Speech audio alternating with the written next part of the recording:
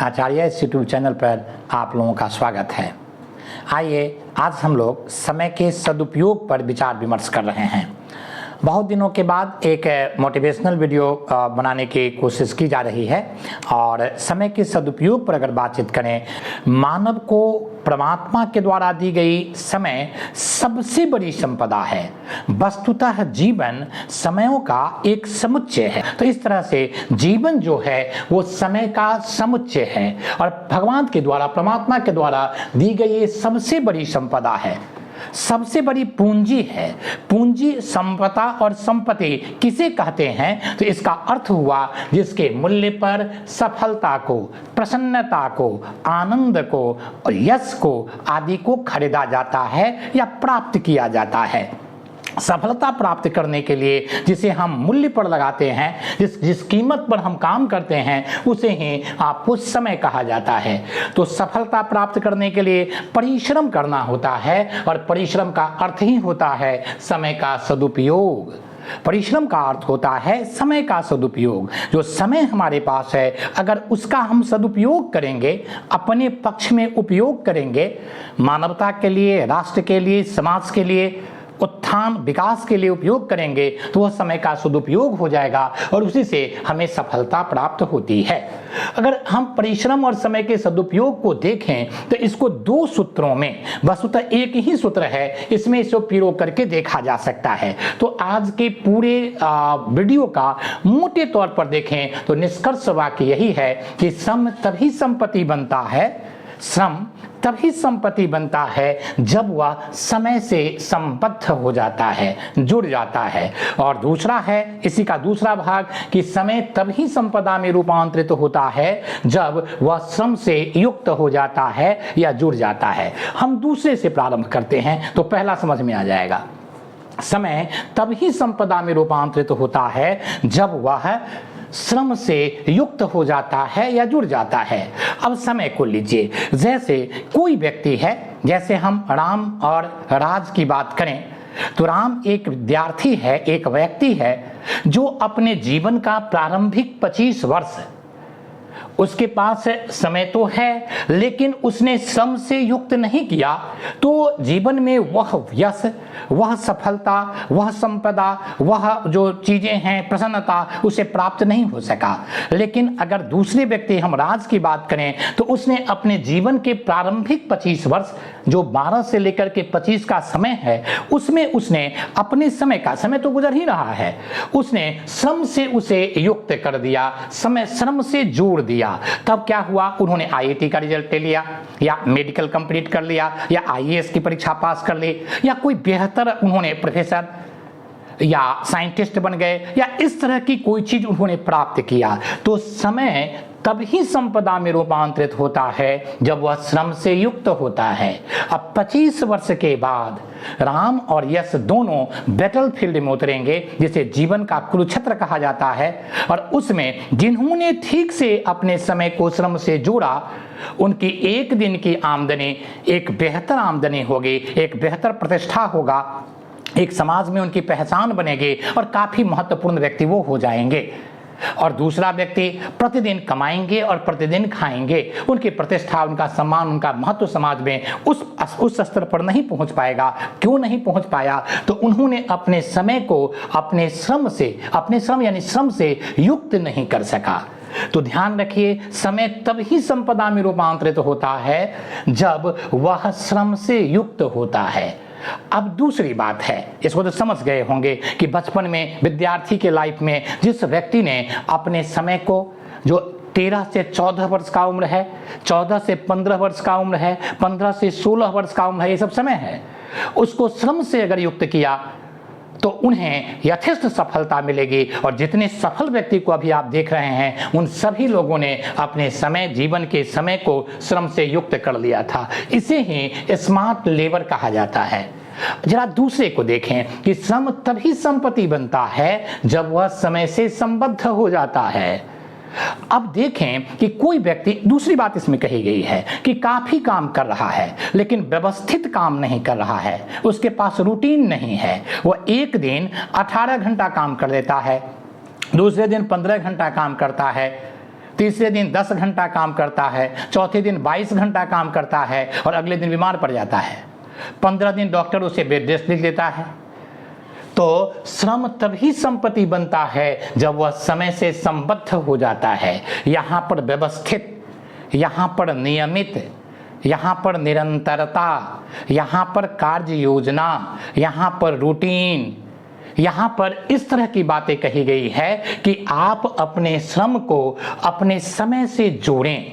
जोड़े का अर्थ हुआ कि जिन जिन चीज़ों को पढ़ना है, जैसे अभी हमें परीक्षा देना है, परीक्षा में सोशल साइंस आएंगे, नेचुरल साइंस आएंगे, मैथमेटिक्स आएंगे और रीजनिंग नहीं आएंगे, इंग्लिश नहीं आएंगे। तो आप अभी रीजनिंग इंग्लिश को ना पढ़ें, आप व्यवस्थित रूप से एक रूटीन बना लें कि किस विषय से कितना क्या आ रहा है जिस परीक्षा की आप तैयारी कर रहे हैं। तो यहाँ पर श्रम तभी संपत्ति बनता है जब वह समय से संबद्ध हो जाता है, अर्थात समय के और श्रम में एक कार्य योजना का संबंध होना चाहिए, एक व्यवस्थित रूटीन होनी चाहिए, एक नियमितता होनी चाहिए, एक निरंतरता होनी चाहिए। और जब निरंतरता, नियमितता, व्यवस्थितता के साथ एक निश्चित कार्य योजना के साथ जब कार्य किए जाते हैं तो समय का जो प्रतिफल, श्रम का जो प्रतिफल होता है वह कंपाउंड इंटरेस्ट में प्राप्त होता है।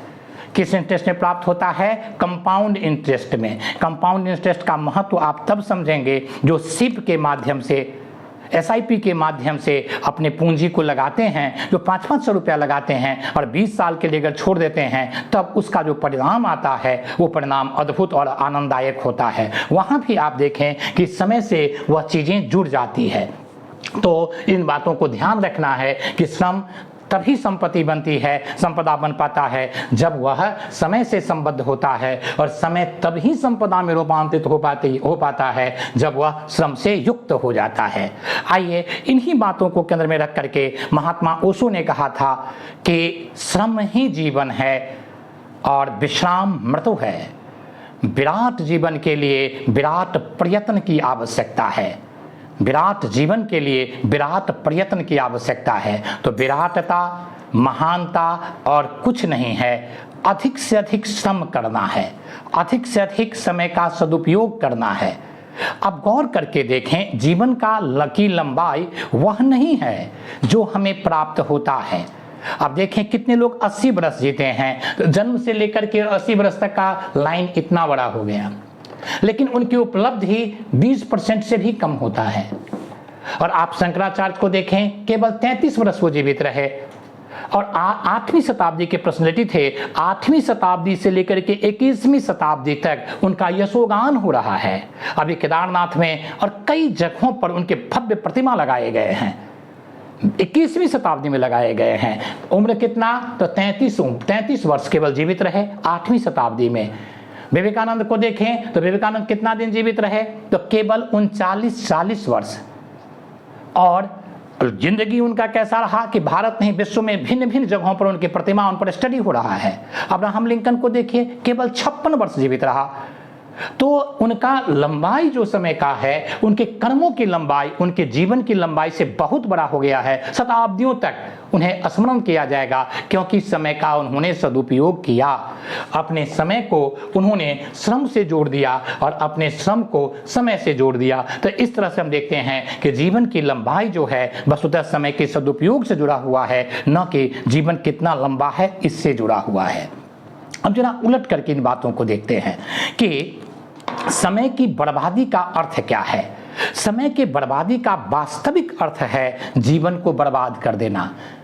बेंजामिन फ्रैंकलिन की एक पंक्ति है कि समय पैसा है। ये कई बार निबंध यूपीएससी में भिन्न भिन्न राज्यों में पूछे जाते हैं कि समय पैसा है। यहाँ पर समय के बर्बादी से इसको जोड़ करके देखने और समझने की आवश्यकता है। समय को बर्बाद करने का अर्थ है जीवन को बर्बाद करना।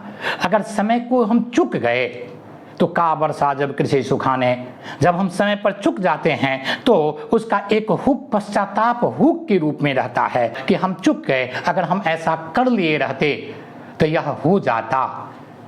तो का वर्षा जब कृषि सुखाने, पश्चाताप। तो इस तरह से कार्य को ये समय पर चुकना का मतलब क्या हुआ, समय को बर्बाद करने का अर्थ क्या हुआ, तो टाल मटोल करना।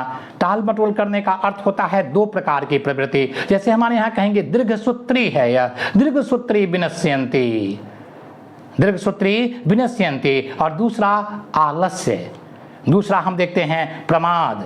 ये आलस और प्रमाद जो है यह एक प्रकार का स्वभाव होता है कि काम को कल पर टाल देते हैं, और जब आप कार्य को स्थगन करेंगे तो स्थगन को बढ़ावा देगा और धीरे धीरे लगेगा कि अच्छा एक दिन और टाल देते, एक दिन और टाल देते हैं। और जब आप कार्य करना प्रारंभ करेंगे तो वो क्रिया को बल देगा और क्रिया क्रिया को जागृत करता है। तो जैसे ही हम कार्य को टालने की कोशिश करते हैं तो हम में आलस्य और प्रमाद का बल बढ़ जाता है और वह सक्रिय हो जाता है, हम दीर्घसूत्री हो जाते हैं और इसका परिणाम बहुत खतरनाक होता है।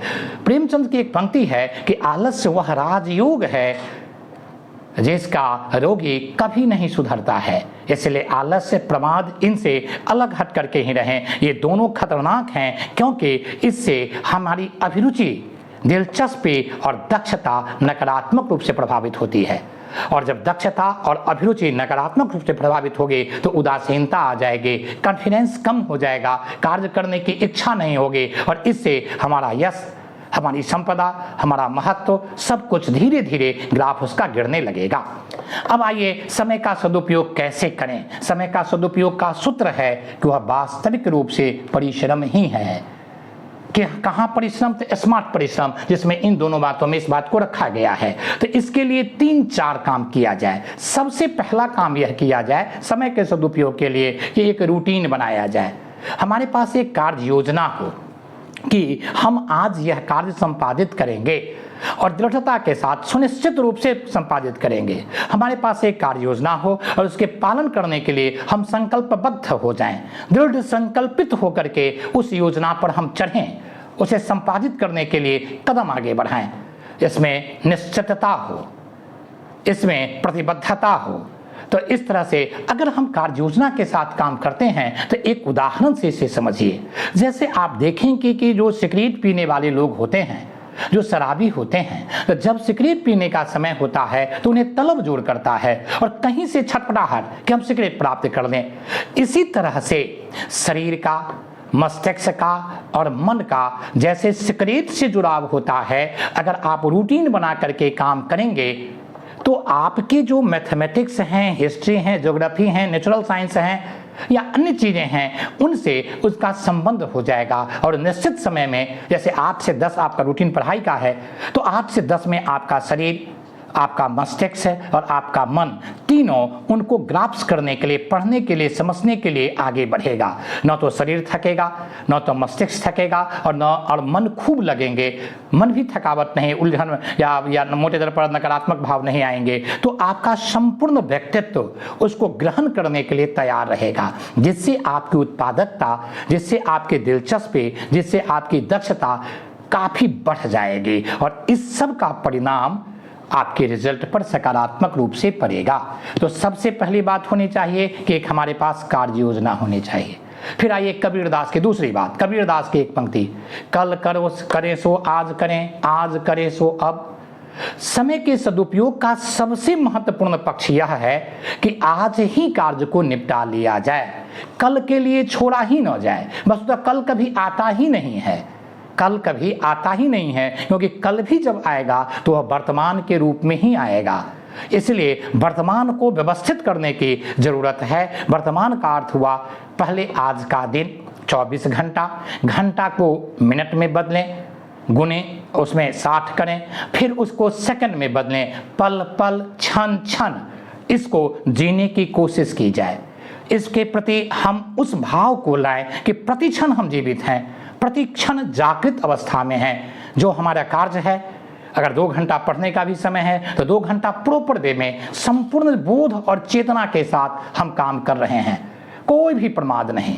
अभी नहीं पढ़ने का समय है तो सकारात्मक भाव से अपने आप को युक्त कर रहे हैं, सकारात्मक चिंतन से अपने आप को युक्त कर रहे हैं, और जो लक्ष्य बनाए हुए हैं, जहाँ तक पहुँचने के, जहाँ तक जाने के, सफलता के, उसके बारे में नए नए डायमेंशन, नए नए एंगल से सोच रहे हैं और उसे देखने की कोशिश, विजुअलाइजेशन करने की कोशिश कर रहे हैं। अगर हम ऐसा करते चले जाएं तो निश्चित रूप से प्रतिपल और ये सब जो है वो अगले दिन के लिए एक पृष्ठभूमि के रूप में आएगा। अगर हम काम आज का काम कल के लिए टाल देंगे तो वो टालने वाला कल के लिए पृष्ठभूमि बनेगा और कल भी प्रमाद और आलस बढ़ करके टालने की प्रवृत्ति को बढ़ावा देगा। अगर आज के कार्य आज ही संपादित कर लिए तो ये जो कॉन्फिडेंस है, ये जो विचार हैं सकारात्मक, वो कल के कार्य को प्रॉपर वे में संपादित करने के लिए एक सकारात्मक आधारभूत तत्व के रूप में उपस्थित हो जाएगा। इसीलिए आज के कार्य को आज ही संपन्न करने की कोशिश करें संपूर्ण मनोयोग से। अब एक तीसरी बात जो महत्वपूर्ण समय के सदुपयोग से जुड़ा हुआ है कि एक समय में हम एक ही काम करें। गाना सुने तो केवल गाना सुने, पढ़े नहीं, पढ़ें तो गाना न सुने। और जो कार्य कर रहे हैं उस समय अपनी आत्मा को उसमें उड़ेल दें, अपने आप को समग्रता के साथ लगा दें, अपने तमाम इंद्रियों को, मस्तिष्क, मन, विचार, शरीर और जितनी ऊर्जा है उन सभी चीज को उसमें लगाने की आदत डालें। जल्दी तो लगेंगे नहीं क्योंकि हम बिखरे हुए रहते हैं, तो धीरे धीरे कंसंट्रेट करके अपने आप को उसमें पूर्ण रूपेण लगा दें। कर्मण्येवाधिकारस्ते मा फलेषु कदाचन का यही अर्थ है कि कर्म कीजिए, फल की चिंता मत कीजिए। इसका अर्थ यह होता है कि कर्म जब हम करें तो अपना 100% इसमें दे दें, 1% भी शेष न रहे जो हम फल के लिए सोचें। तो समय के सदुपयोग का यही महत्वपूर्ण अर्थ है कि पहले एक काम करें।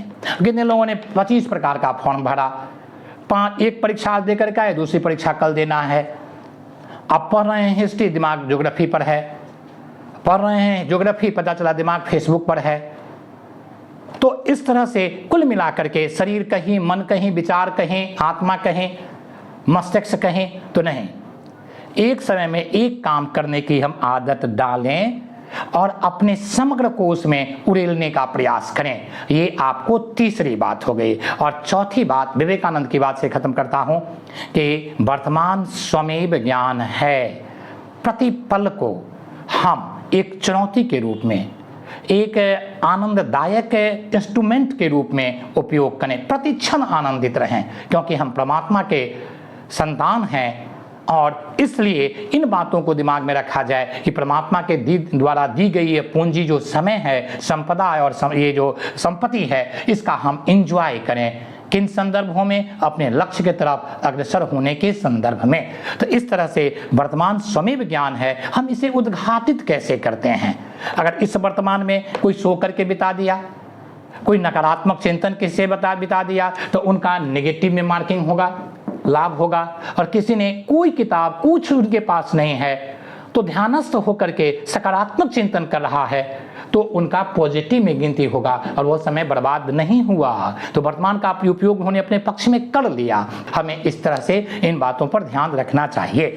चलिए आज से क्लास में इतना ही। धन्यवाद।